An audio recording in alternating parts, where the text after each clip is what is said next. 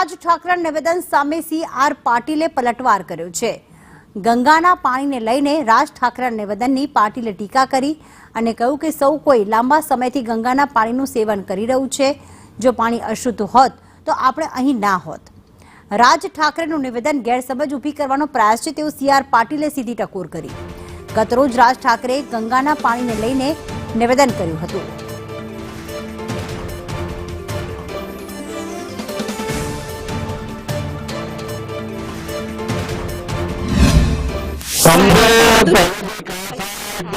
माननीय प्रधानमंत्री नरेंद्र मोदी साहब खुद इतने सालों से पानी पी रहे हैं। हम लोग भी 15-16 सालों से आप लोग भी पानी पी रहे हो। अगर उसमें कुछ गंदा होता है, जहर होता तो अभी तक हम लोग यहाँ बात करने के लिए हमके सामने नहीं होते।